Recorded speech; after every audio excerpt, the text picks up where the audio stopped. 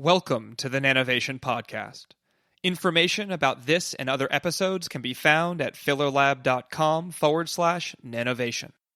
If you like what you hear, be sure to tell a friend or leave a review at Apple Podcasts. It really does help. I welcome your thoughts and suggestions. You can contact me on Twitter at Michael Filler or via email at nanovationpodcast@gmail.com. First time I submitted the grant, a bigger grant on this topic, indeed, people said, no, that can't work, impossible. Then I thought, well, the next grant, I put in a little bit of preliminary data that I can show that we already achieved it. And then the reviewer said, oh, you've already done it. Well, then it's not new anymore. Then we don't have to give you money for this. That's Ruud van Ommen from TU Delft. In that clip, he's talking about the first funding proposals he submitted to work on the atomic layer deposition of high-performance coatings on powders. Since then, the ability to coat large quantities of small particles, often referred to as powder ALD, has opened entirely new vistas for battery materials, chemical catalysis, 3D printing, and much more. On this episode of the Nanovation podcast, we talk about the why, the how, and the economics of process scale-up. Listeners of this show won't be surprised to learn that there's much more to it than increasing the size of the tank. Ruud also shares the motivation behind founding the company Delft IMP, as well as his thoughts on the powder ALD market. This episode highlights the ups and downs of doing something new, such as the challenge, in Ruud's case, of appeasing the naysayers who were certain that powder ALD was impossible. Ruud talks about all this and more in this episode. Stay tuned.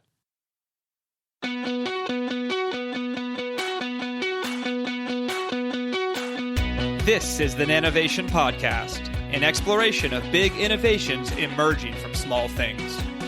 I'm Mike Filler, your host and a professor at the Georgia Institute of Technology. Enjoy the show. It is my pleasure to welcome Ruud van Ommen, professor of chemical engineering at the Delft University of Technology, often abbreviated TU Delft, and that's in the Netherlands for those who don't know. He's now a full professor. Has been a full professor since about 2016. He started there 2001, and he is an expert in the scale-up of particle coating technology and processes. So, Ruud, welcome to the show. Yeah, thanks a lot, Mike. It's a pleasure to be on the show tonight. So let's start off talking at a high level about particle coating, why you need to do it, and maybe what are some interesting examples that you or folks in the field have worked on recently. Okay, yeah, no, that's great. I would say that you coat particles. So explain that particles, pieces of solid material, so grains of material. And you want to typically coat them either to protect them, to encapsulate them, or to give them additional functionality. So an example of the first one is a project that we're currently working on, coating pharmaceutical particles so that they don't dissolve that quickly. So you put a film around it. And the other one is, for example, when you want to make carrier particles, turn them into a catalyst, then you want to put some material on the outside and perhaps not a complete closed coating, but an incomplete coating of, for example, a noble metal. So basically, they're like little particles on a particle. Yeah. In that case, indeed. Yeah. Then you have a bigger carrier particle that's decorated with all kinds of smaller particles, often of the nanoscale. So in those two cases, you gave a pharmaceutical example and then a catalytic example.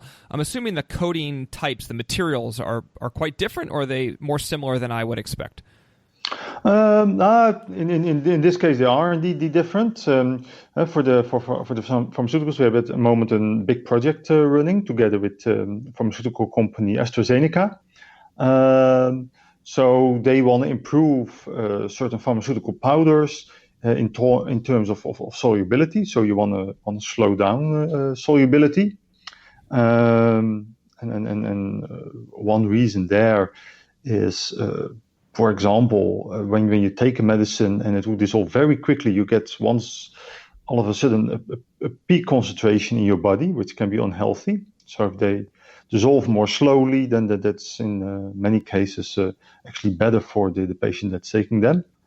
But can also help in order to increase the lifetime of these medicines, especially when you have a humid or a high temperature surrounding. For example, suppose when you want to store medicines in tropical areas and you don't have high-tech storage facilities.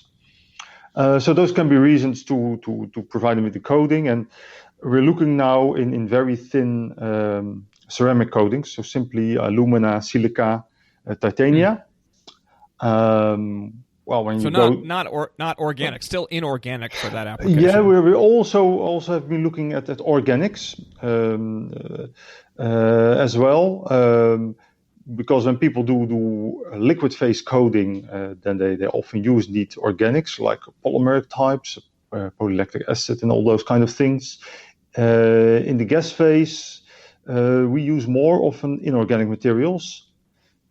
For the gas phase, that field is a bit better developed, I would say, than the organic ones. But also we're also exploring that, and definitely opportunities there as well. Yeah.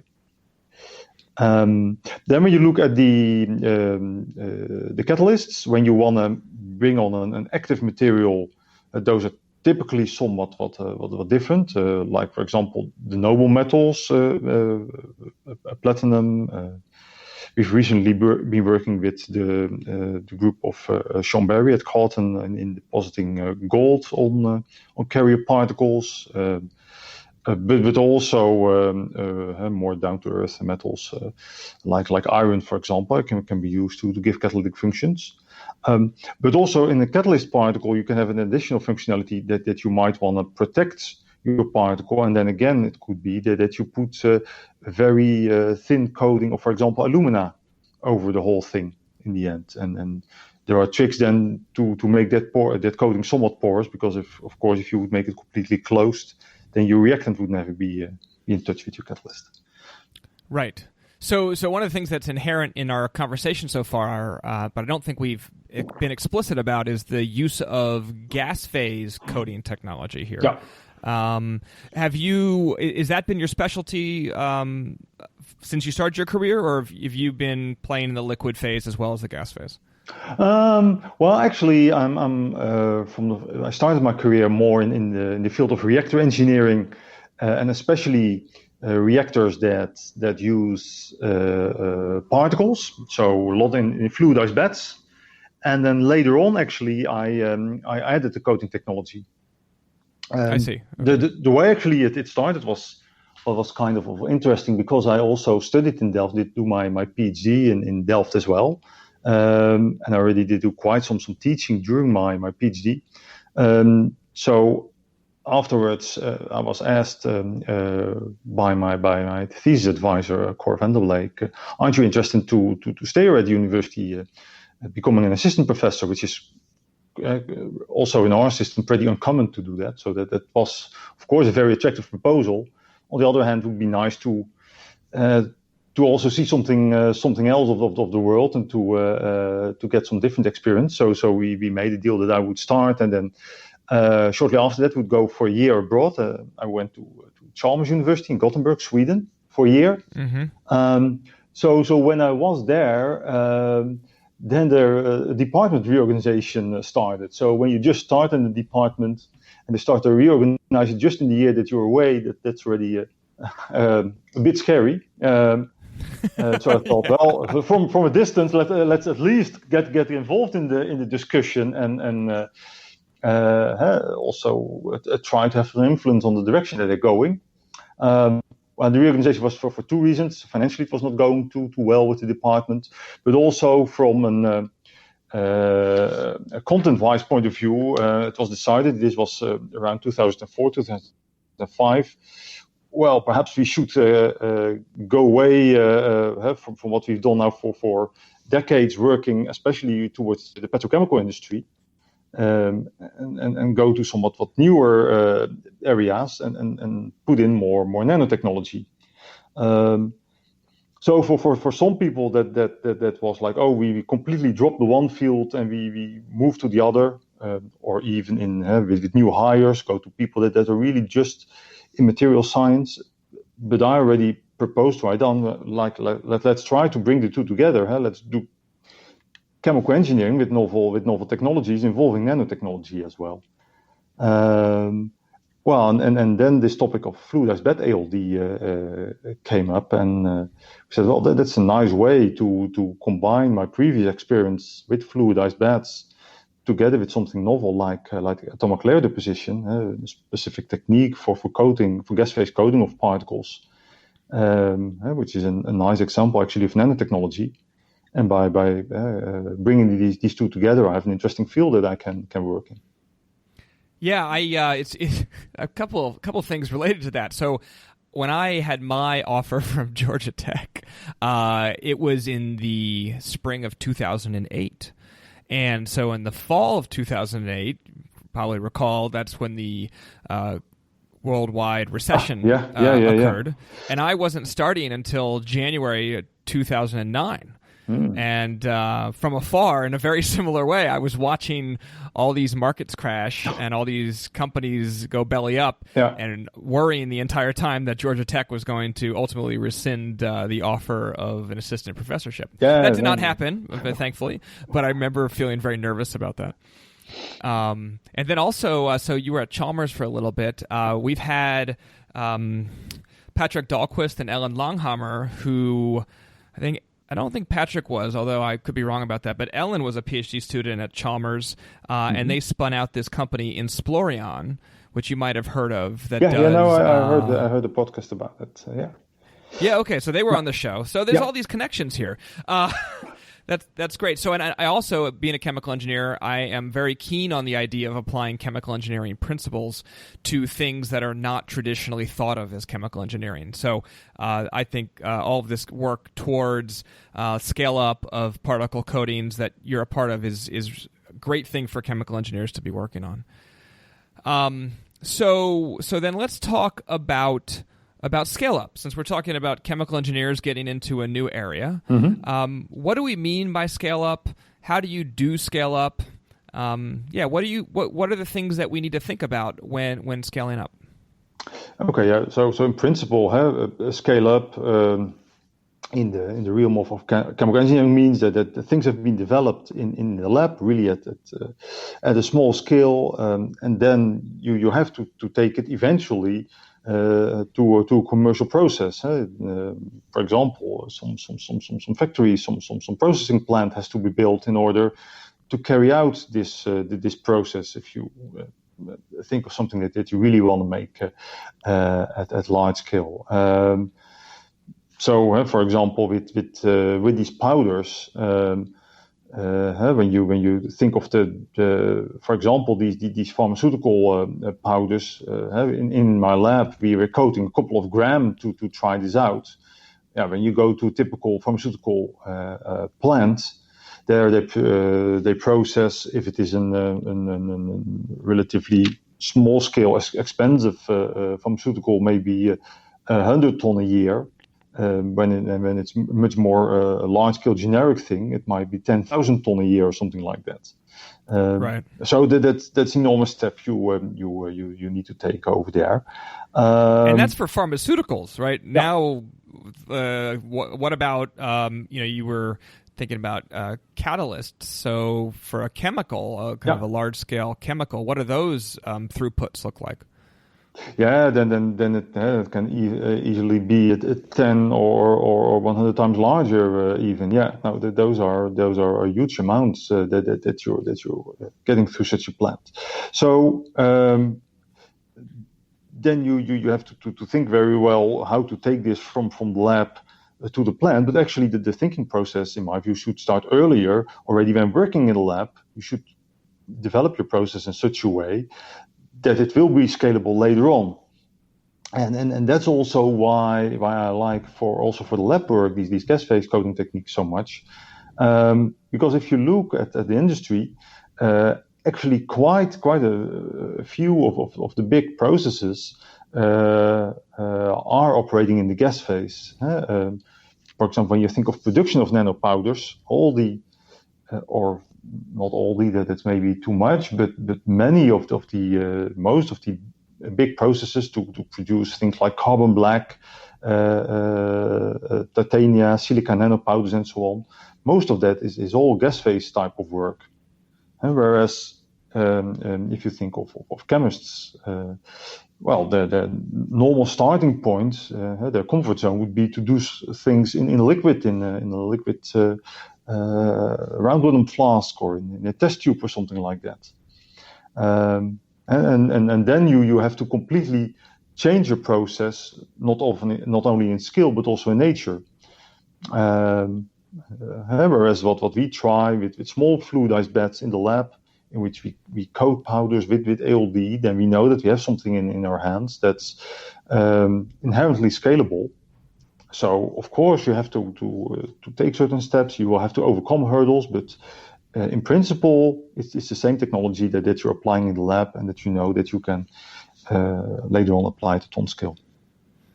Yeah, no, I think one of the greatest falsehoods that's been perpetrated on the scientific community and in the nanotechnology space is that because it's in a beaker in a hood, it means it must be scalable.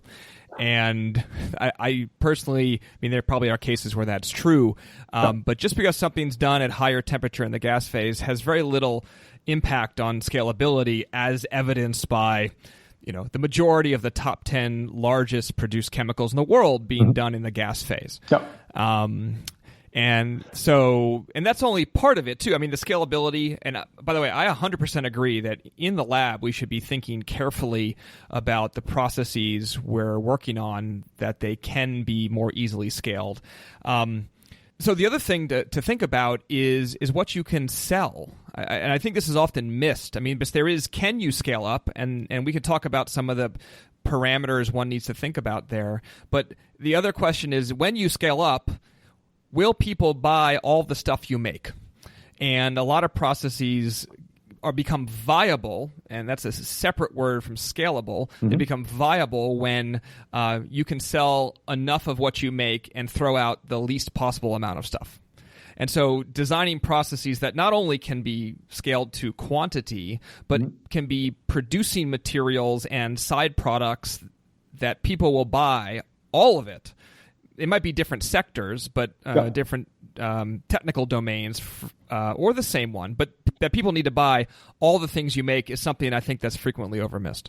Yeah, that's fully true. And what I find there, a very nice example is I've been teaching in the past a class in biomass. I'm not that much involved in it now anymore, but people have been looking at algae for a long time as a source for biodiesel. And that wasn't economically viable, but now people have been coming up with now in recent years with the idea, well, you can make a whole product spectrum from it, and maybe just 1% what you get from the algae can be turned into valuable pharmaceuticals or cosmetics. Then you're left with 99% that you turn into biodiesel, but because you have this 1% of very high value products. Together with this much lower value biodiesel that you make, together it can perhaps make the business case. Right. Yeah. So it's basically that you need to make the business case too for something to be viable. Yeah. Exactly. And there's different ways to do that. Oil fractionation is a different business case where you're making lots of different things, and you can sell most of them. And their costs aren't wildly different. But in the case you just gave, the cost between the fuel and the pharmaceutical will be significantly different. Yeah, for sure. Okay, so let's talk about what's challenging about scale up. So what is challenging about scale? Why don't we just make the vat bigger? What do we have to think about when we do that? Yeah. One of the things, of course, you have to take into account is that the basic chemistry will stay the same. Kinetics is in principle scale independent if you would know to keep the circumstances everywhere the same, but doing that is not so straightforward. Mixing a small vessel might be much easier than getting everything mixed in a very large vessel, and getting your mass transfer right, and heat transfer as well. in a small vessel, you have a lot of relatively seen a lot of wall as compared to the volume. So it's easier to heat or to cool something and to keep it isothermal. And that might be much more challenging at a large scale. So that really requires some thinking how you can achieve that. And if you have certain gradients, either in concentration or in temperature, how to deal with it. Right. And so you mentioned a second ago fluidized beds. So why don't you describe what a fluidized bed is and how it helps to allow you to deal with or control temperature gradients? Yeah, no, that's a good point.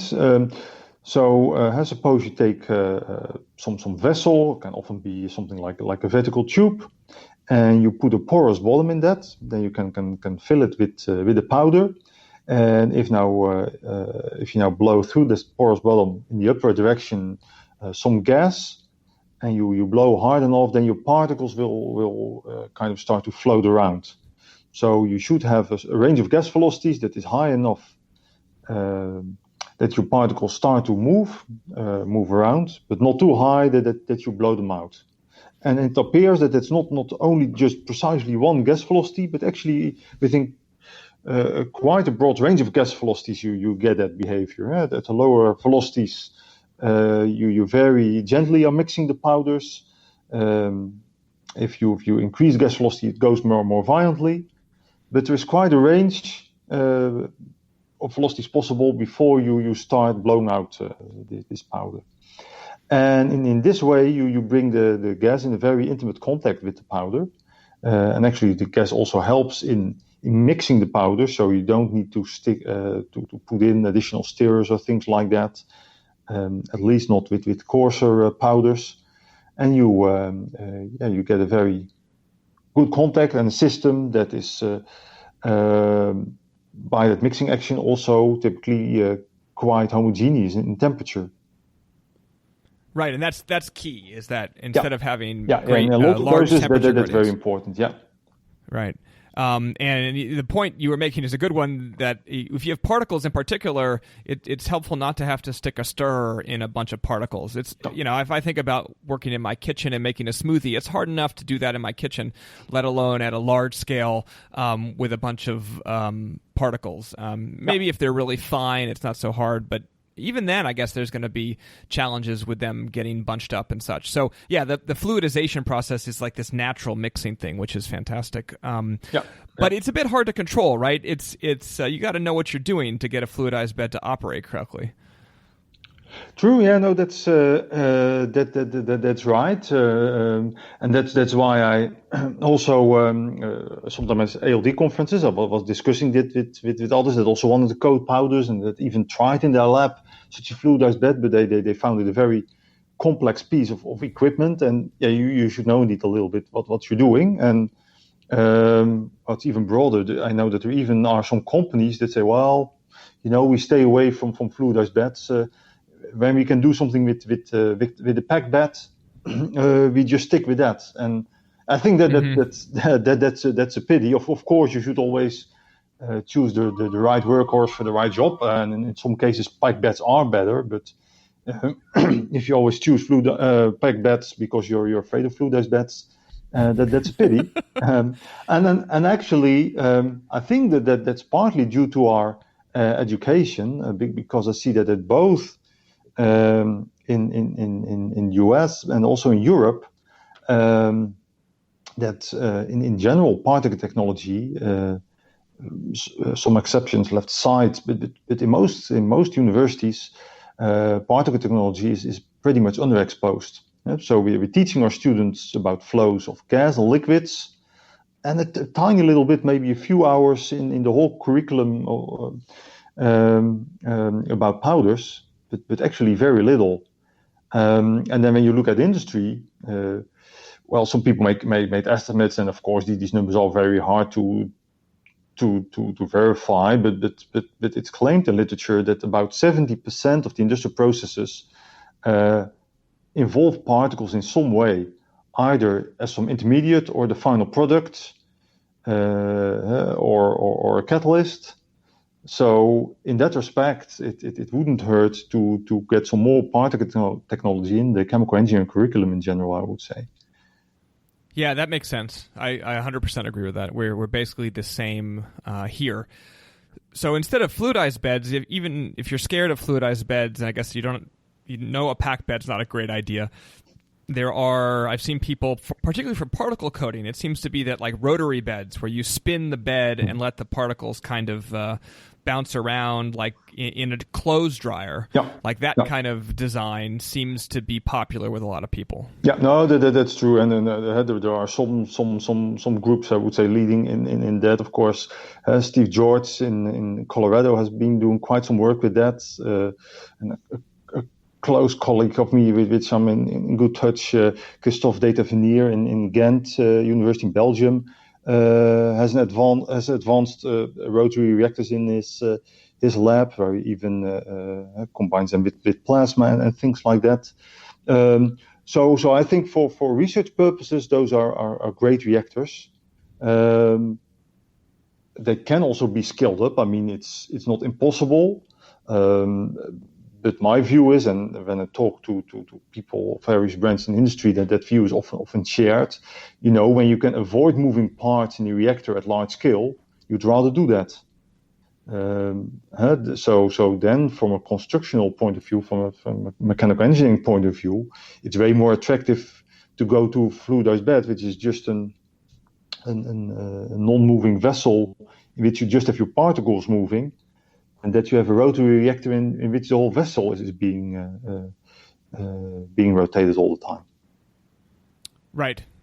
So I think, I guess at a high level, there are these different options for processing particles, and one may be better or worse depending on the specific need, the scale, those kinds of things. And these are all factors that go into thinking about a scale-up process. Yeah. So one of the things that is, I think, important when talking about nanoparticle processing, and if you look on your website, and we'll put a link in the show notes, talk about what happened in 2011. It said, and maybe I had my dates wrong, actually. So you started as a professor in 2011, is that right? Or did I have the 2001 correct? The 2001, I started as an assistant professor. Okay. And then later up, made the step to associate professor. And now in 2016, I became full professor. Okay, so I pulled this line of text, which I believe says, in 2011, I started a program funded by the ERC to investigate the interplay between agglomeration and coating of nanoparticles in the gas phase. And in talking with other people I know, Steve George and Karen Beekler at ALD Nanosolutions, when this whole thing started, it was kind of counterintuitive that particles could be of the size that people are interested in, tens of nanometers, could be properly fluidized. Can you talk about that belief, why that existed, and kind of what we think about that now? Yeah, no, that's certainly true, because a lot of people had very hard times. I think in the episode of this podcast with Greg Parsons, you also told yourself the story about Al Weimer, that couldn't convince people that this could happen, and also I repeatedly got that when submitting my first grant proposals on this topic. So like I just said, when you have this powder, you blow a gas through it, then you want to be in the end drag and gravity to be in balance, and that makes that your particle stays in this vessel. Now, when you would fluidize a nanoparticle, then already with the lowest gas velocity, you would just blow it out. So, indeed, it's not so strange that people say, you can never make a fluidized bed of nanoparticles. But the trick is what's happening is that nanoparticles are so have such an agglomerating nature that they're forming large agglomerates, that you're actually not fluidizing nanoparticles, but when you have a fluidized bed of nanopowder, you're effectively fluidizing the nanoparticle agglomerates. So you have these agglomerates of billions and billions of particles that you're moving around. So okay, then you have this fluidized bed, but then your critics will say, yeah, that's very nice, but you want it to coat, and when you have an agglomerate, you're not going to get a good coating, of course. But what's then helping is that these agglomerates are extremely dilute in nature. They form very open structures, but also others have been showing that these structures have some fractal characteristics, in which you have more than 95% of open space, so gas, and only a few percent of particles. So you can approach the particles very well from all sides, and that makes that still your coating, your ALD can work very well in such a fluidized bed of nanopowder. Yeah. So, and I guess even in some sense, if it wasn't quite as porous, ALD being surface limited may help also. Yeah. Oh, sure. No, that's true. So you also can use on these enormous surface areas that you get, because if you have only a fluidized bed of a few gram of commercial nanopowder, you easily have 100 square meters in your bed. You still can do this very efficiently without spilling much precursor, because of the self-limiting nature, together with the mixing action of the fluidized bed. Yeah, it really seems like quite a synergistic set of behaviors that really make it work. Yeah. No, that very, very nicely goes together. So what first very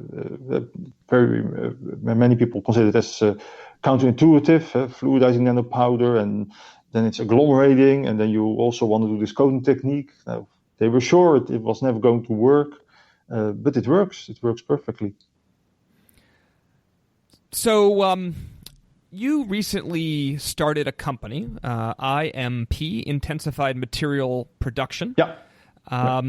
What motivated you to start it, and what's your vision for the company? Yeah. So to make clear, it's Delft IMP. So we have Delft clearly in the title, because many people around the world know Delft. But you're right. We started this company a little bit over 5 years ago as a spin-off of my group. And actually, the reason was when we got started with coding the particles, we saw so many different applications, but also it sparked quite some interest from industry, that we thought, well, we should do something with it, and then also go towards this path of scaling up. Then at the time when I was submitting this big European proposal, which you just referred to, which was granted in 2011, I was also thinking how to move away from the fluidized beds, in which we are still batch-wise processing the powder, to a continuous type of system, because that was one thing that I did not yet mention when scaling up. That typically when you do something in the lab, you do it in batch scale. But in most industrial processes, it's preferred to process your material in a continuous manner. So you have continuous feed and a continuous production flow. And that led to the idea, why don't we feed our particles to a long tube? We blow the particles through this tube via pneumatic transport. So they are carried with a gas flow of some meter per second. And then we inject our precursor along the way. And during the travel of the particle, the ALD process is taking place, and we get our coated particles out at the end. And you would call this a spatial ALD process, yeah, right? Yeah, right. Yeah.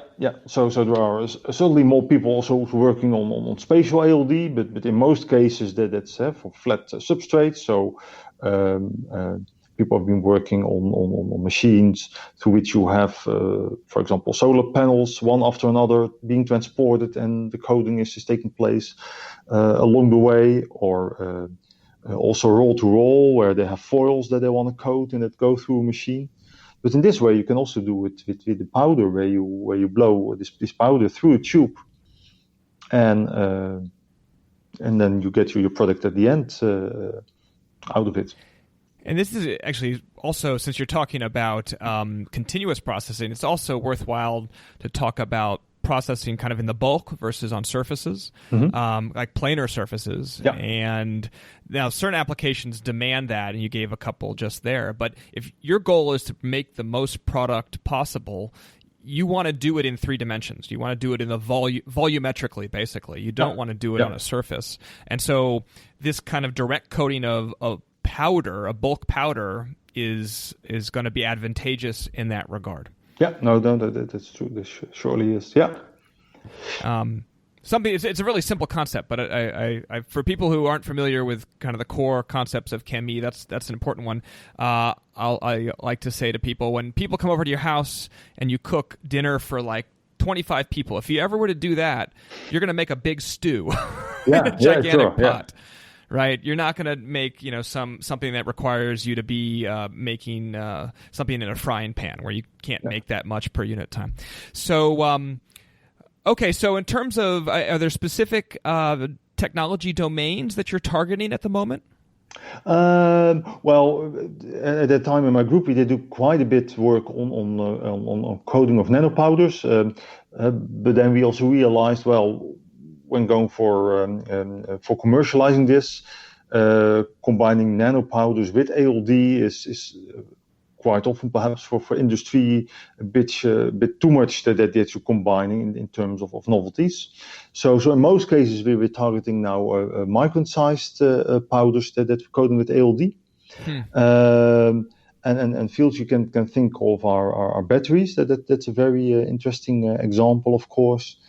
But also catalysts, and specifically also towards fuel cells. There is still quite some interest from various sectors, for example, from automotive in fuel cells, and also well, I'm in the group also still. I'm working on the pharma that I already mentioned earlier, and coding of lead phosphors. So those are some various fields of commercial applications where this potentially could be applied. So it seems to me, and I already mentioned ALD Nanosolutions, and there's Delft IMP, and there's several others. You probably could list off what is at least a handful of companies working on nanoparticle coatings using ALD today. How has that changed? I mean, obviously there's competition going on in the field, and can you talk about what that looks like and how it's playing out a bit? Well, I think at the moment the companies are just getting, and then I mean the big companies, the customers of the smaller companies working on ALD applied to powders are just entering that field and one test the water and then doing some projects, and maybe the one takes a further step or not. So what I feel at the moment, that the market is so big that of course yes, there is competition, but there are so many possibilities and so many big players that want to get involved at some point that there's certainly enough space. And looking at from the other side, if we were just the only company doing this and then nobody else would go into it, then you also would get the feeling, well, is this a good idea to do this? So that there are multiple players also probably shows that, well, it is an attractive market. And like I'm saying, there are so many catalyst companies working on batteries, fuel cells, pharmaceuticals, well, that there are quite a few customers to serve. And apart from that, the different companies have some of the different technology approaches, so that might also differ, and it's then also up to customers to decide what they think is most attractive. Right, and I guess ultimately who can offer it for the lowest cost. Yeah, that as well, of course, and perhaps also other factors like reliability of production or quality of the coating that you make in the end. Yeah. Right, emissions, what have you. Yeah, no, all good points. So, it's I think it's fantastic that your group works in this space, kind of between fundamental research and real manufacturing, developing these processes. Yeah. And I find it fascinating being in the U.S. because there is very little amount of money available in this domain. And, we call it the Valley of Death, and maybe people elsewhere call it the Valley of Death. But I guess I'm wondering, first of all, kind of for your group as a whole, where you get the majority of your funding from. And, what's your view? I mean, I guess let's start there. Let's start at where the majority of your funding comes from. Is it the EU? Is it the Dutch government? Is it companies? Where does it come from? Well, yeah, actually, often a pretty healthy mix of those three. Okay. So the biggest project that really for me got this going, which I got in 2011, was a so-called ERC project from the European Research Council. A little bit comparable, I think, to the NSF Career Award, and they have that in a number of stages. But at that time, I won the starting grant of their program, which is €1.5 million. So that's really a sizable amount of money, which you get it for 5 years. So then you really can set up a research program. Yeah, that's more than the NSF Career Award. Yeah. I know. Yeah, but a bit comparable, I think, in what it tries to achieve. So that's really a good thing. And then there are several Dutch national granting schemes that you can apply for, and then one what I found over the years particularly attractive is one that was more technology oriented, where they often ask that you, depending a little bit on a specific type of scheme, to bring in some company money, but the minority. So companies that want to join it have to chip in some 20% of the total budget together.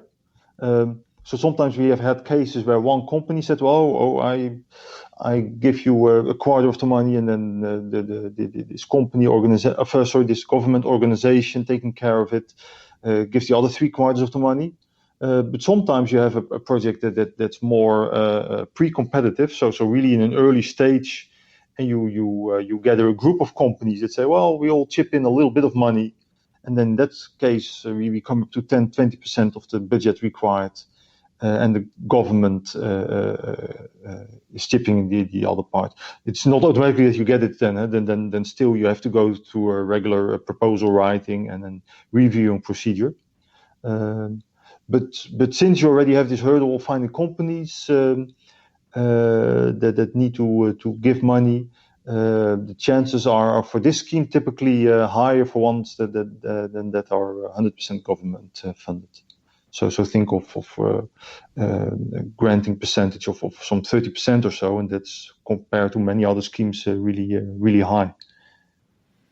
Okay, yeah, that makes sense. I'm trying to think of a mechanism we have where the company is contributing, where it would allow you to do this kind of development work. There's schemes where you can collaborate with a company and they then get a small amount of money. In the U.S., I'm not as familiar with one where, at least in this kind of intermediate space, this was kind of the thing I was bringing up, is that it's fascinating to look at the different viewpoints of funders and ultimately societies, just in how they view that they value different stages of research. And I generally think in the U.S. we have this gaping hole. I mean, we have a deep, wide valley of death, and we tend not to be willing to invest in that space and really to synthesize what may be a variety of different fundamental breakthroughs or understanding that exists and pull it together to develop new processes for manufacturing. It's either we try and push really hard on a manufacturing process that was done in the lab and make it work in manufacturing, which is, as you know, really hard to do and often fails. Or it's something that already works and we're trying to make it better. But the synthesis of a new process paradigm, we have, at least again speaking from the U.S. perspective, a kind of a gaping hole in the center. But that, to me, is absolutely vital to work in if we want to get what is an enormous reservoir of basic scientific understanding to be useful and translated into manufacturing. Yeah, no, I fully agree that that is indeed important to have, and I wouldn't claim that it is all perfect on this side of the ocean in that respect. Oh, okay. but no, I think we have a couple of nice schemes at the national level, as well as at the European level. I think also the European Union has been over the past years. And then I'm already talking 1 or 2 decades, becoming more and more important in funding research across Europe. And I think that also, with the Brexit coming up, there are not many academics to be found in the UK that are happy with the Brexit, I guess. Yeah, if you go on Twitter, you see a lot of people that are upset. I guess largely, in large part, because of the ERC or lack thereof after Brexit. Okay, so with that, I think we'll wrap kind of discussion of some of the technical details. If you have time, I'd like to do a lightning round and talk about some more of the light aspects where people can learn a bit more about you. Okay, great, yeah. Okay, so let's start off. What's the most important thing your students don't know about Ruud van Ommen?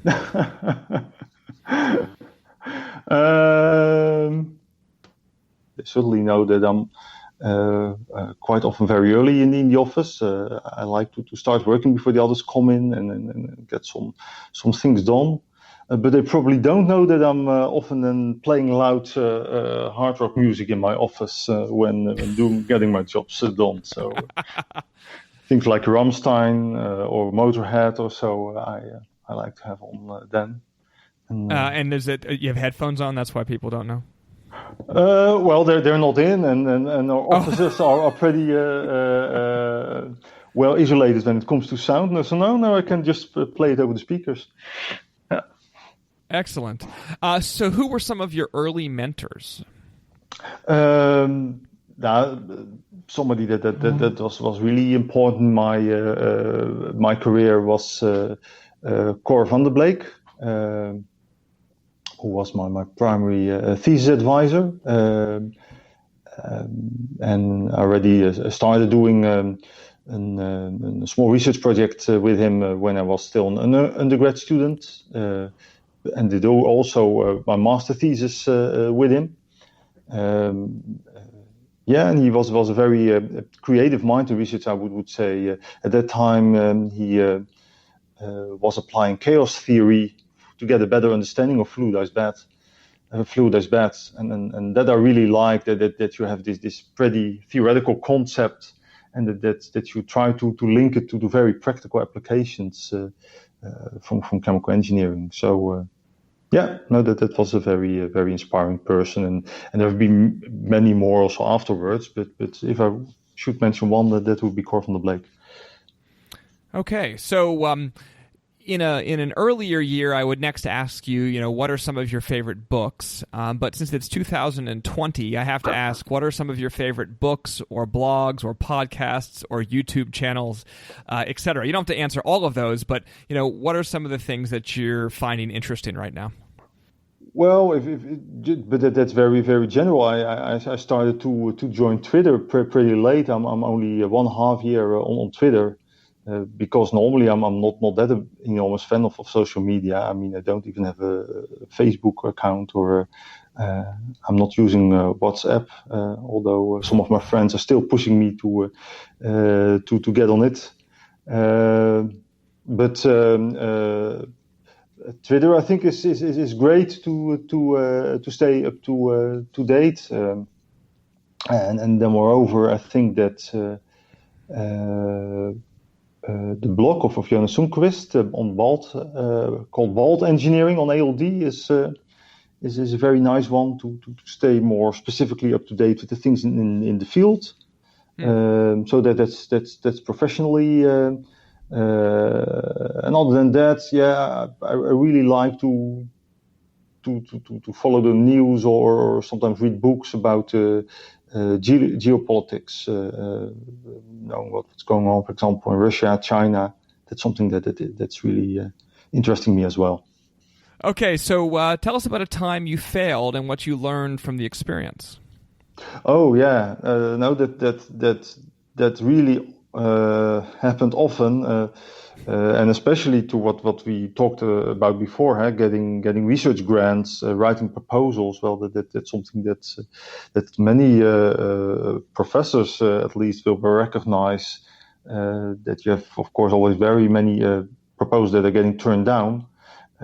Just don't give up. And find to try to find the right balance between sticking at your own point of view, but of course also listening to what reviewers are saying to you. That's hard to do. Yeah, these obvious comments. Of course, like the ALD nanoparticles that will never work, that can't work. Of course, you're not going to take that. You try to still sell the message, but sometimes you have to do subtle things. Maybe I can illustrate that. The first time I submitted the grant, a bigger grant on this topic, indeed, people said no, that can't work, impossible.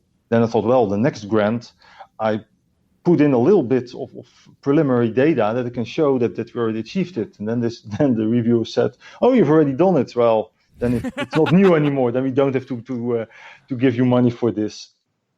And then only the third time I got it granted. So it's about finding balance sometimes. Yeah, no, I think the best grant proposals are the ones where, like, there's three objectives.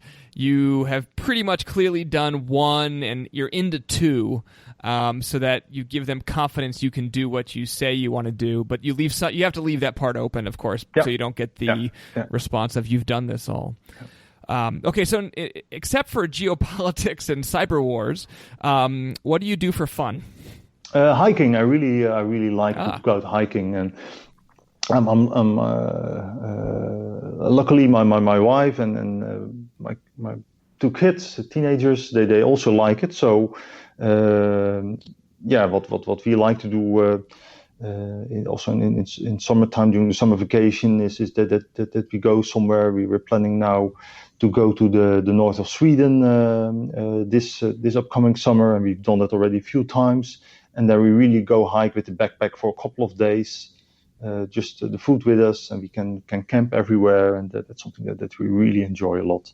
But also during the year, just a day hike somewhere. We really enjoy that. And, that I always find a great way to do something different and to be together with my family and to have some fun activity together. Great. And so, last but not least, what do you know about science or engineering today that you wish you knew 20 years ago? I think I'm now more interested. I do know more about chemistry and how much the things are intertwined.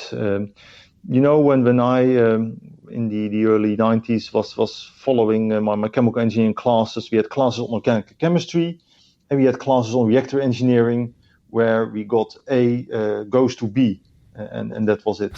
That's still how it is. Well, yeah, sometimes we still do that, of course, but I think we try to teach our students more that the two are interlinked, and that there is a combination between the two, and that also these other topics can really be fascinating. So I think that early on in my career, maybe sometimes I was a bit narrow focused, and it's good to look broad. Excellent. Well, on that note, Ruud van Ommen, thanks so much for coming on the show. Yeah, thanks for having me. It was great. It was fun. You've been listening to Nanovation. If you enjoyed the show, please leave a rating or write a review on Apple Podcasts. Show notes are available at fillerlab.com/nanovation. Nanovation is recorded in the Marcus Nanotechnology Building on the campus of Georgia Tech. Andrew Cannon edits the show. I'm Mike Filler. See you next time.